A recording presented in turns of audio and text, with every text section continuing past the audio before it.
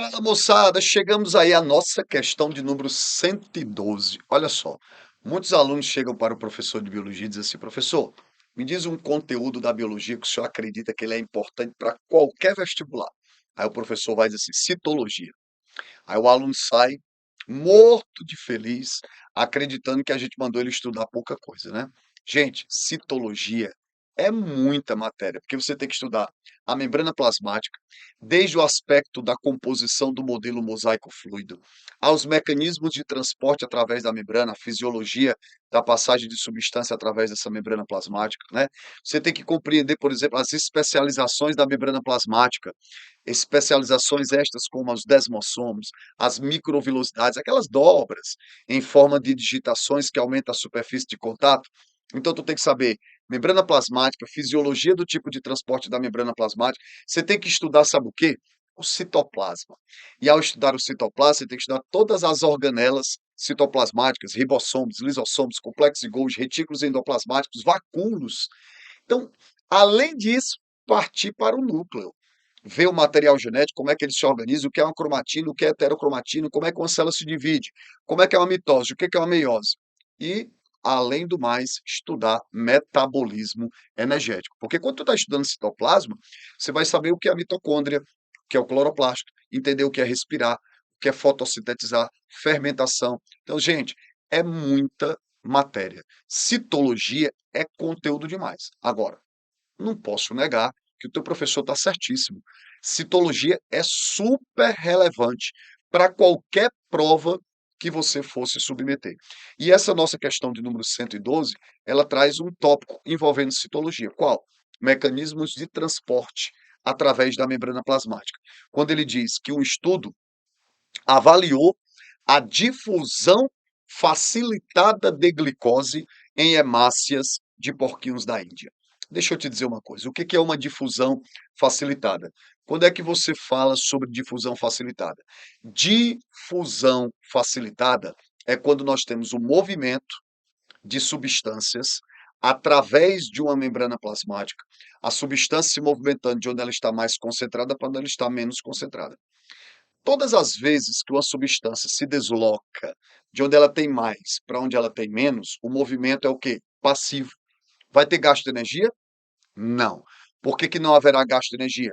Porque todo transporte com gradiente de concentração favorável, ou seja, indo de onde tem mais para onde tem menos, ele não gasta energia. Movimentos espontâneos. A difusão, toda difusão, é um exemplo de transporte passivo. Toda difusão é um exemplo de movimento espontâneo, de processo de transporte sem gasto de energia. Porque quando os movimentos acontecem contra os gradientes, é que tu chama de transporte ativo, como é o caso da bomba de sódio e potássio. A bomba de sódio e de potássio, ela trabalha contra o gradiente, aí gasta energia. Aí o transporte é de que tipo? Ativo. Mas no caso do movimento da substância com gradiente favorável, movimento passivo não tem gasto de energia, tá certo? E a difusão é um exemplo. Só que as substâncias elas podem se difundir através das membranas plasmáticas pelos pequenos espaços entre os fosfolipídios. Quando a substância ela é pequena quimicamente falando e ela atravessa os interstícios, você diz que a difusão é simples. E quando é que a difusão deixa de ser simples e ela passa a ser facilitada?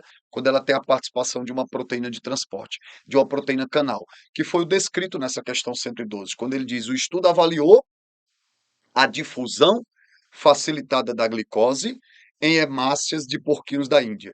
Se você analisar o gráfico dessa nossa questão 112, ele mostra para você que ao longo de 60 minutos,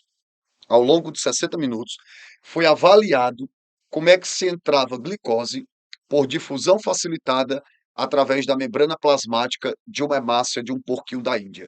O que é que você tem que observar? Que o porquinho da Índia, quando ele é jovem, ó, quando ele tem um dia de vida, esse movimento de entrada da glicose é muito maior. No mesmo tempo, ó, 60 minutos, esse movimento de entrada da glicose é muito maior. Quando o porquinho da Índia atinge, ó, 4 meses, ou seja, tem maior maturação, está mais velhinho, vamos dizer assim, esse mesmo mecanismo de entrada da glicose pelas proteínas de transporte, ele acaba diminuindo o seu movimento, certo? Então, o que a questão 112, que esse gráfico de fisiologia de transporte através da membrana plasmática, gostaria que você, caríssimo estudante aí, que vai ser universitário no próximo ano, precisaria saber que com o avanço da idade do porquinho da Índia, esse movimento passivo de entrada de glicose vai o quê? Diminuindo. Ou seja, com a maturação dele, essa entrada de glicose ela vai sofrendo impacto, tá? Então, vamos para o comando da questão e vamos para as alternativas. Olha, diz assim: os eritrócitos da maioria, né? Os eritrócitos da maioria dos mamíferos recém-nascidos têm a capacidade de facilitar o transporte de glicose. Mas no caso do porquinho da Índia, essa permeabilidade da membrana é reduzida com o avanço da idade.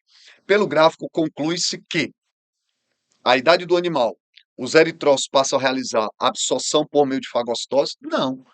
Em nenhum momento, gente, o gráfico relata que o movimento de entrada da glicose deixou de ser uma difusão facilitada e passou a ser uma fagocitose.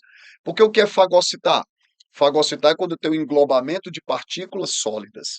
A membrana plasmática engloba, fagocita, internaliza. Em nenhum momento o processo deixou de ser uma difusão para passar a ser uma fagocitose. Item A, falso. Não é isso que acontece com o avanço da idade. B, a capacidade de difusão da glicose pela membrana se mantém constante? Em hipótese alguma. Você viu pelo gráfico que, considerando o mesmo período de tempo, 60 minutos, o avanço da idade do porquinho da Índia faz com que o movimento de entrada da glicose diminua. Então, não se mantém constante de jeito nenhum. Falso item B.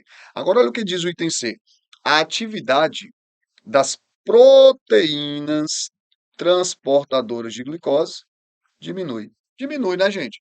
Como é que você sabe disso, professor? Porque o gráfico me falou. O gráfico me falou. Nós não tínhamos a obrigação de ter esse conhecimento prévio. A análise do gráfico nos permitiu perceber que com a maturação diminui o trabalho dessas proteínas canais, dessas proteínas que permitem a difusão facilitada da glicose. D. A absorção de glicose pela membrana ocorre contra o gradiente? Não, porque se é difusão, é transporte passivo. Se é passivo, é espontâneo. Se é espontâneo, é a favor do gradiente. Se é a favor do gradiente, não gasta energia. Contra o gradiente é transporte ativo e não é o caso. Item E. O item E diz assim, ó, o tempo, o tempo de exposição dos eritrócitos à solução deixa de interferir na taxa de absorção. Não deixa. Se você observar com a passagem, por que eles avaliaram 60 minutos? Porque com o passar do tempo, você vê que tem uma curva, não tem uma curva? Se há uma curva com o passar do tempo, é porque o tempo interfere. Interfere a idade do porquinho da Índia, interfere o tempo. Por isso que eu tenho que analisar todos os casos, né, da idade do porquinho da Índia, o mesmo período de tempo. Porque se eu não analisar o mesmo período de tempo, eu não conseguiria ter um dado efetivamente comparável na metodologia de experimental que foi feita para essa questão. Então, qual é o gabarito para a nossa questãozinha de número 112 desse nosso material de ciências da natureza? É o item C. É o item C, o gabarito. Tranquilo? Ficou compreensível? Que massa! Que bom saber que vocês estão entendendo e que vocês estão aprendendo e estão guardando aí conhecimentos biológicos que te levarão à aprovação.